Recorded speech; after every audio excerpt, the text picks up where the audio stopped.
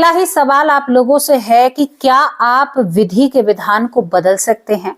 क्या आप उस विधान को बदल सकते हैं जो पहले जन्म में आपने चुना है कि भाई मैंने ये कर्म किया और इस कर्म के अनुसार मेरा आने वाला कल या आने वाला जन्म ऐसे तय हुआ है, वो व्यक्ति मुझे दुख देगा, वो व्यक्ति मुझे सुख देगा। फिर आज आप उसे बदल सकते हो विधि के विधान को। क्या है आपके अंदर ताकत? इस सवाल का जवाब मुझे जरूर देना। दूसरी तरफ आप लोगों को मैं बता देना चाहती हूँ कि विधि के विधान को कोई नहीं बदल सकता, लेकिन नाम जप से आप इन चीजों को भी बदल सकते हैं। यहाँ पर एक चीज ऐसी है जिसे कोई भी समझ नहीं सकता, जो होती है अकाल मृत्यु। एकदम से आपके ऊपर तांडव आना, और वो तब आता है जब आपसे या आपका कोई कर्म ऐसा बना है और उसका योग ऐसा बना है कि आपके सामने एकदम से अकाल मृत्यु खड़ी हो जाती है। लेकिन दोस्तों आज टॉपिक है, बात है विधि के विधान को क्या कोई बदल सकता है। आज एक बहुत सुंदर सी खूबसूरत सी कहानी आप लोगों के सामने रखने वाली हूँ विधि के विधान के ऊपर। आज हम आपको लेकर चलेंगे उज्जैन नगरी। उज्जैन नगरी में एक पंडित और पंडिताई रहते हैं। दोनों बहुत खुश मिजाज हैं, पूजा पाठ भक्ति भाव बहुत करते हैं उज्जैन नगरी, और बहुत पुरानी बात है। लेकिन घर में कुछ सूनापन था। पंडित और पंडिताई दोनों पति पत्नी किसी बच्चे को या किसी संतान को जन्म नहीं दे रहे थे। काफी समय शादी को निकल जाता है। अब यहीं पर उज्जैन में ही एक संत ऐसे होते हैं जिन्हें आने वाले कल का और जो बीत गया है उस कल का, जो चल रहा है इसका सबका पता मालूम था। यानी बीते हुए कल की बातें वो बता देते थे। आने वाले कल में क्या होने वाला है, आपके जीवन में क्या लिखा हुआ है, विधि का विधान क्या कहता है, ये पंडित यानी जो ये संत होते हैं महात्मा, ये सब कुछ जानते हैं। कहते हैं उन महात्मा की महिमा ऐसी है कि उनके आश्रम यानी जो उनकी कुठी होती है या कुटिया होती है, या एक मैं आपसे कहूं कई भाषाओं में छप्पड़ भी कहा जाता है, बहुत भाषाएं बोली जाती हैं। वहां पर जो जहरीले या विषैले, या जैसे कि सांप हुआ, कीड़ा कहते हैं सांप को, वो भी बिना बेफिक्र होकर घूमा करते थे और कभी भी किसी सांप ने किसी को नहीं काटा था। बहुत ही विचित्र बात थे वहां पर। अब ये पंडितानी कहती है कि देखो जी, वो सबको सबका भविष्य बताते हैं, सबको बताते हैं आगे क्या होगा, जिंदगी कैसे आसान होगी, क्यों ना हम पूछ कर आए ना हमें संतान होगी या नहीं होगी। पंडितानी बहुत पूजा पाठ करती थी। दोनों पति पत्नी उस ऋषि के चरणों में गिर पड़ते हैं, महात्मा के, और वहां पर अपनी झोली फैलाकर बैठ जाते हैं। कहते हैं कि भगवान हमारे घर में संतान नहीं है। जैसे ही महात्मा अपनी आंखें बंद करते हैं तो देखते हैं, और देखते ही यहाँ पर दो फल निकालते हैं, दो सेब, और एक पंडिताई को और एक पंडित जी को थमा दिया जाता है। संत का कहना था कि पुत्र की प्राप्ति होगी, तुम्हारे घर में संतान होगी, पुत्र हो या पुत्री, लेकिन ज्यादातर है पुत्र की ही प्राप्ति होगी, और तुम ये फल खा लेना। दोस्तों पहले ऐसी घटनाएं बहुत विचित्र और बहुत ही हुआ करती थी। अब यहाँ पर क्योंकि पहले जैसे साधु नहीं रहे हैं ना, दोनों पंडित और पंडितानी घर जाते हैं और घर जाकर उस फल को ग्रहण करते हैं। कुछ दिन बाद यहाँ पर पंडितानी खुशखबरी देती है, वो गर्भ से हो जाती हैं। धीरे धीरे 9 माह बाद यहाँ पर इनको एक खूबसूरत सा बेटा होता है। बेटे होने की खुशी में पंडित जो होता है वो उस ऋषि या महात्मा के पास जाता है और कहता है कि भगवान आपने तो हमें जीने लायक बना दिया, वरना हमारी तो उम्मीद ही कम हो चुकी थी। हमें नहीं लगता था कि हम जिएंगे भी, हमें तो ऐसे ही मरना था, लेकिन आपने हमें बहुत बड़ी खुशखबरी दी है। प्रभु मेरे बेटे का जन्म हो चुका है, नामकरण है, आपको जरूर आना होगा। संत महात्मा कहते हैं कि नहीं, हम ऐसे नहीं जाते, मेरे यही स्थान है, अगर तुमको कुछ खाना पीना, वो कहते हैं कि आपको भोजन है तो मुझे यहीं पर भिक्षा लाकर दे देना, मैं आपके द्वारे पर नहीं जाऊंगा। पंडित बड़ा खुश होता है, बच्चे को लेकर खाना लेकर उसी कुटिया पर पहुंचता है और यहाँ पर बेटे को लेकर बैठ जाता है। कहता है कि संत भगवान मेरे बेटे का भविष्य बताइए, आगे चल के क्या करेगा। तभी यहाँ पर संत महात्मा कहते हैं कि देखो, अभी तुम्हारे बच्चे का भविष्य हम नहीं बता सकते, जब ये 8 साल का हो जाएगा तब इसका हम भविष्य बताएंगे, तुम अपने बेटे का नाम अर्जुन रखना। दोस्तों यहाँ पर पंडित और पंडिताई ने अपने बेटे का नाम अर्जुन रख लिया था और अर्जुन धीरे धीरे बड़ा हो जाता है। देखते ही देखते वो 8 साल भी बीत जाते हैं। पंडित को कहाँ चैन था, अब तो वो बड़ा ज्ञानी पंडित बन चुका था, बिल्कुल अपने आप को बहुत कुछ मानने वाला। जैसे ही 8 साल का अर्जुन होता है तो अर्जुन को लेकर वो संत महात्मा के द्वारे पर पहुंच जाते हैं, कुटिया पर, और जाकर पंडित जी कहते हैं कि महात्मा जी मेरे बेटे का भविष्य बताइए ना, आने वाले पल में क्या होगा, हमारे लिए क्या करेगा। अब जैसे ही संत महात्मा अपनी आंखें बंद करते हैं और आंखें बंद करके खोलते हैं तो वो कहते हैं कि बाकी तो सब कुछ अच्छा है, लेकिन तुम्हारे बेटे की शादी तुम्हारे यानी जो कुल है इसमें नहीं होगी। यानी एक बात जो कहते हैं जैसे नीच कुल में तुम्हारे बेटे की शादी होगी, इस तरह के वचन यहाँ पर महात्मा कहते हैं। तो ये कहते हैं प्रभु आप क्या कह रहे हैं, मुझे ढंग से बताइए क्या बात है। तो यहाँ पर संत भगवान कहते हैं दोस्तों, पहले बहुत ही बड़े बड़े महात्मा संत ऐसे तपोमुनि रहा करते थे जिनको बहुत सारी चीजें पहले ही पता चल जाया करती थी। देखो यहाँ पर कोई जातिवाद नहीं है, केवल एक घटना है जो आप लोगों के सामने रखी जा रही है। बिल्कुल भी इसे अपने ऊपर मत लेना, क्योंकि कुलों का आप कितना भी छुपा लीजिए, आप कितना भी कर लीजिए कि हाँ हम ये हैं, लेकिन बहुत लोगों के अंदर आज भी यही बात है। और यहाँ पर कुछ डीएनए का भी मैटर है, वो सारी बातें हम बाद में करेंगे। अब दोस्तों यहाँ पर पंडित को बहुत ज्यादा होती है, भाई मुझे बताइए क्या होगा। तो वो कहते हैं संत भगवान कि यहाँ से दूर नदी के किनारे एक मछुआरा है जिसकी 6 बेटियां हैं, और छठी जो बेटी है वो अभी 3 साल की है। यानी 3 साल की वो बेटी है और उसका नाम उसने शकुंतला रखा है, और वो तुम्हारे कुल की या तुम्हारे बेटे की पत्नी बनेगी। पंडित कहता है कि संत भगवान बस आपने मुझे बता दिया, अब मैं इस बात को पूरा नहीं होने दूंगा, मैं विधि के विधान को बदल कर रहूंगा। ऐसे कैसे मेरे बेटे से शादी हो जाएगी, ऐसा मैं होने ही नहीं दूंगा, आप देखना मैं बिल्कुल भी नहीं होने दूंगा। दोस्तों यहाँ पर जब ये सब कुछ होता है तो वो करीबन 2.5 यानी 3री साल में वो गुड़िया चल रही थी जिसका नाम शकुंतला होता है। अब जो पंडित था दिन रात इसी चिंता में रहता है कि ये बातें मुझे बदलनी है, हर हालत में ये बातें मुझे बदलनी है, इस विधि के विधान को पूरा नहीं होने देना है मुझे।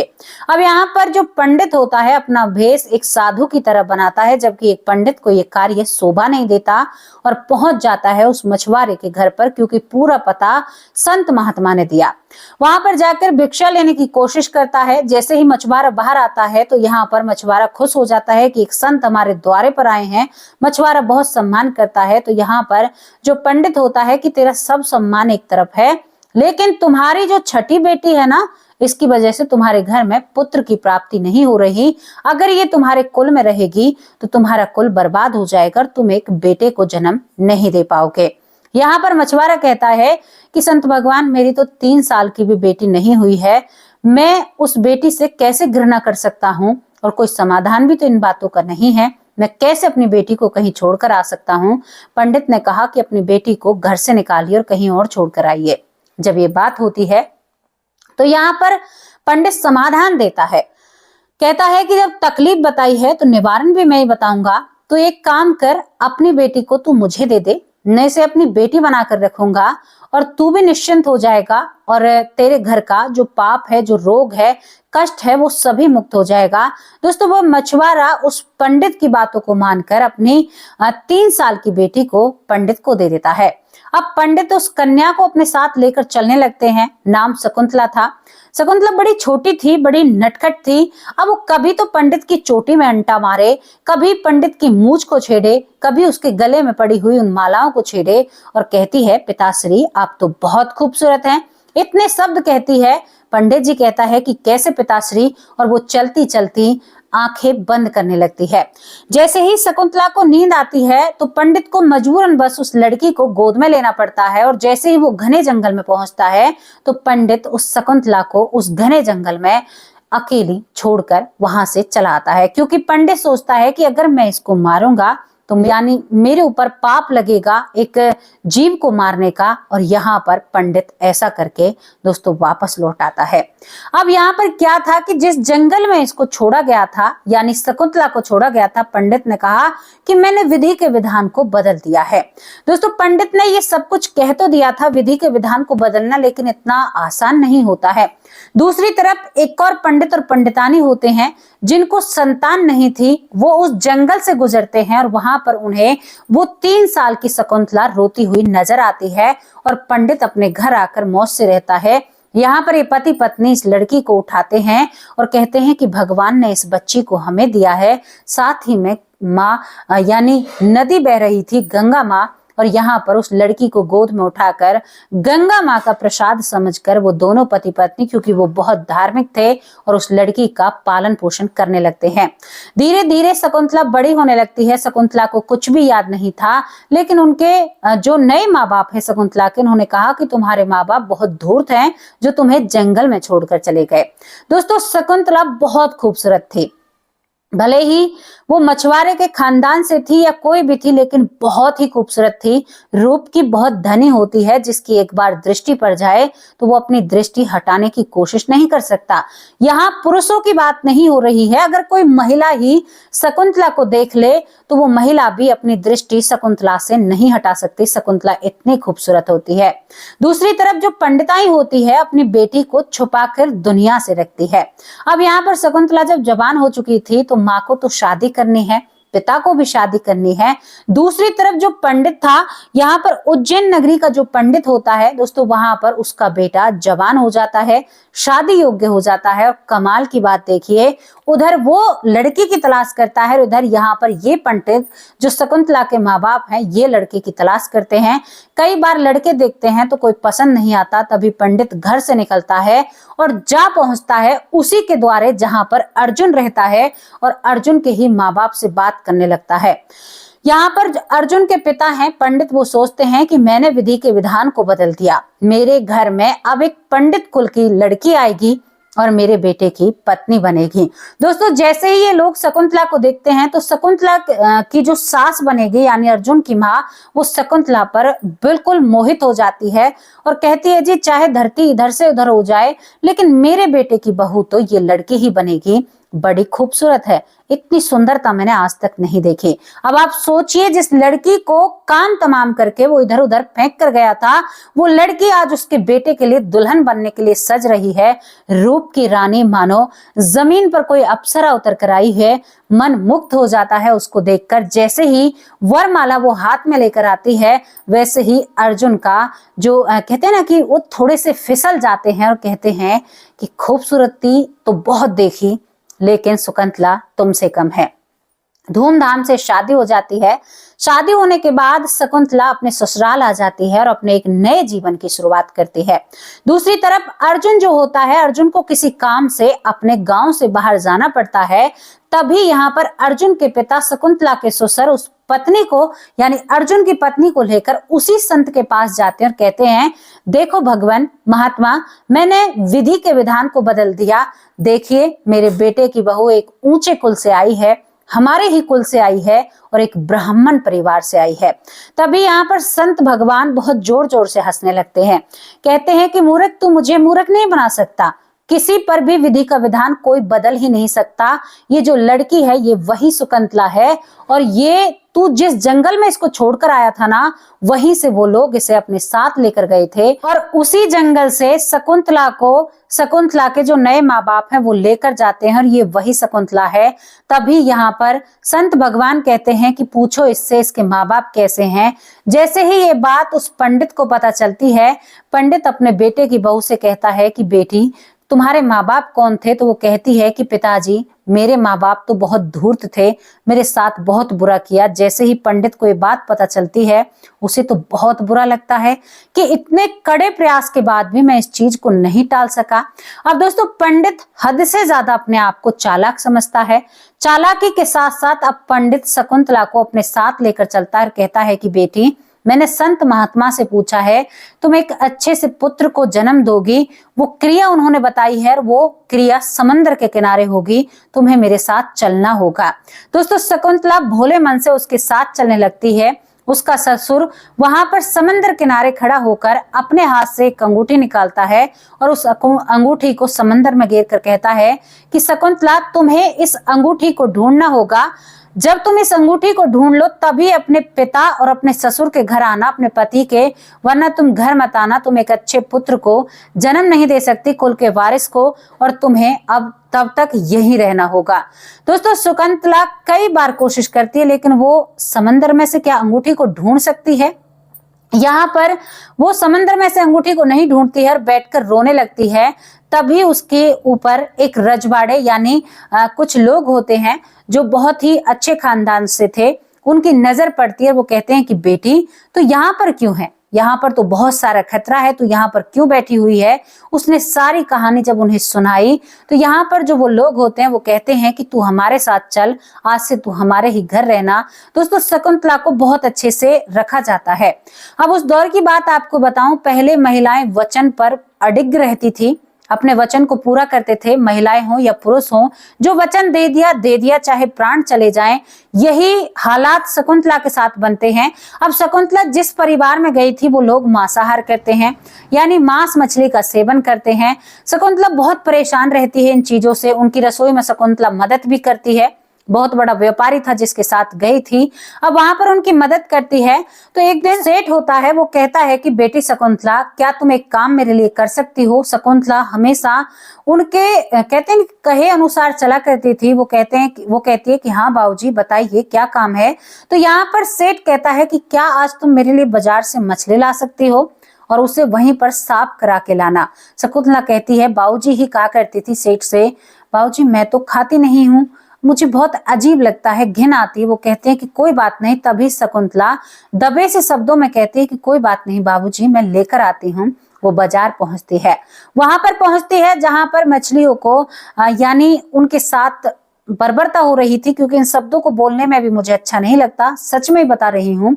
वहां पर जैसे ही एक मछली को शकुंतला कटते हुए देखती है दोस्तों, उसके अंदर से वही अंगूठी निकलती है जो समंदर में उसके ससुर ने फेंकी थी, क्योंकि वो अंगूठी उस मछली ने निगल ली थी। शकुंतला उस अंगूठी को अलग धरती है, साफ करके अपने आंचल में बांध लेती है, गंगा जल बिछ रखती है बेचारी और घर आ जाती है। घर वो मांस मछली का जो होता है आप सभी लोगों को पता है। दूसरी तरफ जो अर्जुन के पिता थे, जब अर्जुन बाहर से घर आता है तो अर्जुन के पिता को जब पूछा जाता है कि मेरी पत्नी शकुंतला कहाँ है, तो वो कहते हैं कि तुम्हारी पत्नी गंगा नहाने के लिए गई थी और वहां पर तुम्हारी पत्नी नदी में ही बह गई, माँ गंगा में ही बह गई। दोस्तों इन बातों को बहुत वक्त बीतता है और उसके बाद यहाँ पर जो अर्जुन के पिता होते हैं वो अर्जुन की दूसरी शादी की तैयारी करते हैं। एक अच्छा कुल मिलता है, यानी एक अच्छा परिवार, ब्राह्मणों का ही, लेकिन उस परिवार में जिसमें लड़की थी वो परिवार इस सेठ का बहुत अच्छा खासा इनका उठना बैठना था। दूसरी तरफ जब बेटी वाले कहते हैं कि भाई हम रिश्ता लेकर आए हैं, तो यहाँ पर अर्जुन के पिता पहले ही कह देते हैं कि पहले हम लड़की को अच्छे से देखेंगे तब हम अपने बेटे की शादी करेंगे। दोस्तों यहाँ पर दूसरी तरफ जो पंडित होता है, जो नया रिश्ता जुड़ रहा है, वो इस शकुंतला जहां पर रह रही है जिस सेठ के घर, वहीं पर आ जाते हैं। वहीं पर इन सभी को बुलाते हैं कि भाई हम लड़की को यहीं पर दिखाना चाहते हैं। जब वो लोग ऐसा करते हैं तो जैसे ही अर्जुन अपने परिवार के साथ उस सेठ के घर में आता है, जब वो सेठ के घर में आता है तो देखता है जो पानी लेकर आ रही है वो शकुंतला है और जो लड़की सजी धजी है वो उनके लिए और मिठाइयां लेकर आ रही है। तभी अर्जुन खड़ा हो जाता है और कहता है कि पिताश्री, मेरी पत्नी तो जीवित है, शकुंतला तो ये रही, आपने ऐसा क्यों कहा कि मेरी पत्नी इस दुनिया में नहीं रही है। शकुंतला खड़ी होकर अपने पल्ले से उस अंगूठी को खोलती है और अपने ससुर से कहती है कि बाबूजी मैंने इस अंगूठी को ढूंढ लिया है, उसी समंदर से ढूंढा है। अब आप एक काम करना, मुझे पुत्र की प्राप्ति हो या ना हो, लेकिन आपने जो गुनाह किया है ना वो क्षमा करने योग्य नहीं है। दूसरी तरफ ये पंडित अब अपने आप में लाचार और बेबस हो जाता है, क्षमा मांगने लगता है, कहता है कि बेटी मुझसे बहुत बड़ी गलती हो गई, मैं विधि के विधान को चैलेंज करने के लिए चला था, लेकिन ऐसा नहीं हो सकता, विधि का जो विधान है उसे कोई भी नहीं बदल सकता। और बेटी तुम मेरे ही घर की बहू हो, मुझसे बहुत ज्यादा गलती हो गई, क्या तुम मुझे माफ नहीं कर सकती। शकुंतला का पति अर्जुन अपनी पत्नी को देखकर खुश हो जाता है, सभी से कहता है कि मैं शादी नहीं करूंगा, अब तो मेरी पत्नी मुझे मिल गई है, अब मैं शादी क्यों करूंगा। और दोस्तों यहाँ पर यह घटना खत्म होती है, समाप्त होती है। तो मैंने कहा था ना कि विधि के विधान को कोई नहीं बदल सकता। शकुंतला दोबारा अपने ससुराल जाती है। दूसरी तरफ यहाँ पर जो संत भगवान थे उनके पास ये ब्राह्मण जाता और कहता है कि भगवान, मैं जो ये मेरा घर है गृहस्थ आश्रम से अब छुट्टी लेना चाहता हूँ, मैं जितना भी वक्त है भगवान की सेवा में बिताना चाहता हूँ, क्योंकि मैंने अपने बेटे की बहू के साथ, मछुआरे की लड़की के साथ सही नहीं किया। और उनके पाप मुझे आगे जीने नहीं देंगे। दोस्तों यहाँ पर एक कहानी, एक घटना समाप्त हो जाती है, लेकिन आपको बताती है। बहुत लोग विलाप करते हैं, हम ऐसा करते तो ऐसा हो जाता, अगर हम पहले से ही सावधानी करते तो ये चीजें ऐसे हो जाती, काश हम इसे बेहतर कर पाते। कुछ लड़कियां गलती करने के बाद कहती हैं कि वो वक्त दोबारा आ जाए। एक बेटी को हम 20-22 साल तक पालते हैं, पोसते हैं, और वो बेटी कभी कभी ऐसा कदम उठाती है कि लोग माँ बाप से कहते हैं अच्छे संस्कार देते तो आज ये दिन ना देखना पड़ता, अच्छा परिवार अपने बच्चों को शिक्षा देते तो ऐसा नहीं देखना पड़ता, अरे बहुत खुली छूट दे रखी थी, तभी तो बेटी के पांव इतने बाहर निकल चुके, बेटी को सर पे बिठा रखा था, अब सर पे बिठाओगे तो वो तो अपना काम करेगी ही ना। ये सारे शब्द हमें सुनाई देते हैं। पहली बात, आप लोगों से प्रार्थना करना चाहती हूँ, किसी के भी घर में कोई भी ऐसी समस्या अगर आपको दिखे तो उसके साथ ना एक अच्छा व्यवहार करने की कोशिश करना। कभी भी गलती से भी किसी तीसरे से उनके घर के बारे में 4 तरह की बातें मत बताना, क्योंकि ये समाज है और ये बहुत बड़ी सृष्टि है, लेकिन गोल है, घूमकर बात हमारे ही ऊपर आएगी। किसी के दुख में आप नमक मत डालिए, किसी के दुख में उसके साथी बनिए, उसे इस दुख से उभारने की कोशिश करिए। आपकी बातें उस वक्त कही हुई बातें तीर की समान लगती हैं, मानो कोई तीर चला रहा हो और शरीर बिल्कुल छन्नी हो चुका हो। मैं तो इतना ही कहना चाहती हूँ कि कभी भी ऐसा पाप मत करिए, और ये मत समझिए कि हम तो दूर से कह रहे हैं। कहते हैं कि कर्ता से ज्यादा गाथा को दोष होता है, यानी करने वाले से ज्यादा पाप कथने वाले, कथना मतलब कहने वाले को दोष होता है। जैसे अब कोई घटना घटी, अरे फलानी जगह तो ऐसा हो गया, अरे लड़की कितनी बेकार थी, लड़का कितना गंदा था, अरे बहुत बुरा किया, वैसे अच्छा ही हुआ ऐसा हुआ, तो इसमें आप उनसे दुगने भागी बन जाते हो पाप के। उनकी सारी पाप की गठरी आपने अपने सर पर रख ली। अगर आपको कोई बात पसंद नहीं आ रही है, अपनी जुबान को मौन करके और वहां पर नाम जप का काम शुरू कर दीजिए। ये चीजें बहुत जरूरी है हमारे जीवन में। कभी भी पर निंदा नहीं करनी चाहिए, किसी का अपमान नहीं करना चाहिए, किसी का दिल दुखाना नहीं चाहिए। और एक और बात, किसी के चरित्र के बारे में झूठी या सच्ची बातें आपको किसी तीसरे से नहीं करनी चाहिए, वरना आपके ऊपर इतना पाप और इतना जो चीजें बन जाएंगी ना, आप सुलझ नहीं पाओगे। तो इतना ही कहना चाहती हूँ। कैसी लगी आप लोगों को स्टोरी?